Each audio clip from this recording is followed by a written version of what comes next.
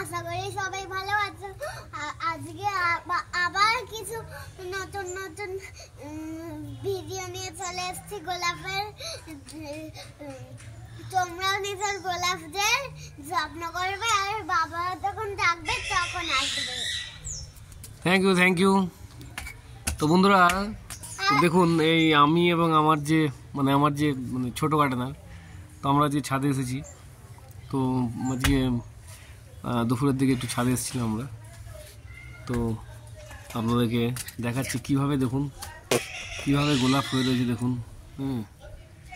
তো গাছ ভরে গোলাপ হয়ে রয়েছে, দেখতেই পাচ্ছেন কীভাবে গোলাপ হয়ে রয়েছে। এটা ছাদের একদিকটা আর কি দেখাচ্ছি আপনাদের।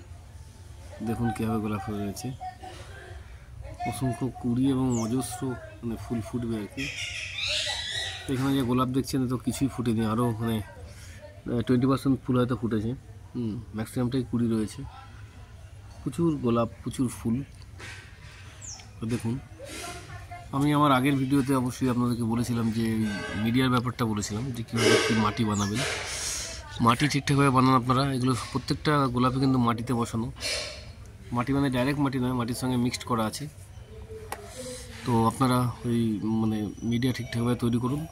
আমার পুরোনো ভিডিওগুলো একটু দেখুন, ওখানে অনেকটাই আপনারা হেল্প পাবেন। তো মাটি আপনারা ঠিকঠাক বানান, মিডিয়া ঠিকঠাক বানান, এবং নার্সারি থেকে গাছ এনে গোলাপ বসান, ঠিক আছে। এবং নার্সারি থেকে যে গাছটা আনবেন, আমি আগের ভিডিওতে বলে দিয়েছিলাম আপনাদের, যে গাছগুলো অবশ্যই আপনারা ওই টোটাল যে মাটিটাকে যতটা পারবেন ধুয়ে নেবেন। ধুয়ে নিয়ে আপনারা গাছগুলো একটু ফাঙ্গিসাইড জলে রুটটা সামান্য একটু ফাঙ্গিসাইড জলে একটু ভিজিয়ে নেবেন। ভিজিয়ে নিয়ে তারপরে আপনারা পটিং করবেন। এবং আপনারা খাবার বলে দিয়েছিলাম, আপনারা প্রথমেই রুটের দিকে নজর দেবেন। রুট ট্রিটমেন্ট যেটা বলা হচ্ছে, হিউমিক অ্যাসিড এবং 1261 দিয়ে আপনারা আগে শুরুটা করুন, তারপরে আস্তে আস্তে করে খাবার বাড়াবেন। তবে খাবার বাড়াতে আমি বারণ করব। খাবার এদের সীমিত খাবার, আমরা যেরকম খাবার যেটুকু খাই, হজম করি, তারপরে আবার খাই, গাছেদের ক্ষেত্রেও ঠিক তাই। এরা যতটা পারছে হজম করছে, তারপরে খাবারটা দেবেন। একগাদা খাবার কিন্তু এরা মোটেও ভালোভাবে নিতে পারে না। তো আপনারা, এবং অবশ্যই গরমের দিকটা কিন্তু ভালো করে খেয়াল রাখতে হবে। গাছকে স্নান করাতে হবে।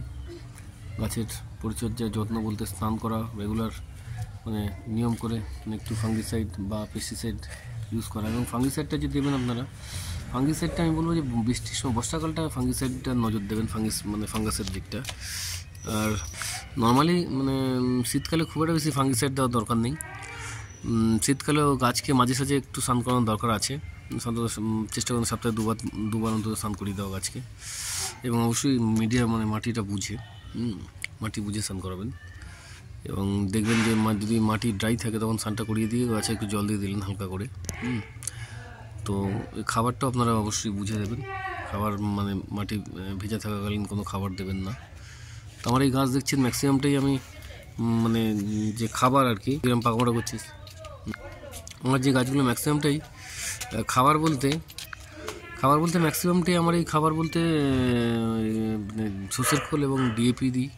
এর পাশাপাশি ফুলের জন্য এই সময়টা একটা খাবার, বিশেষ করে 052, 34 বা 0050 বা অ্যাপসাম সল্ট। এছাড়া মিডিয়ার পিএইচটার উপর নজর রাখতে হবে আপনাদের।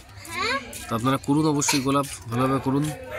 আর বাড়িতে অন্তত চেষ্টা করুন 2-4টে 5টা যা গোলাপ নিয়ে আসুন নার্সারি থেকে।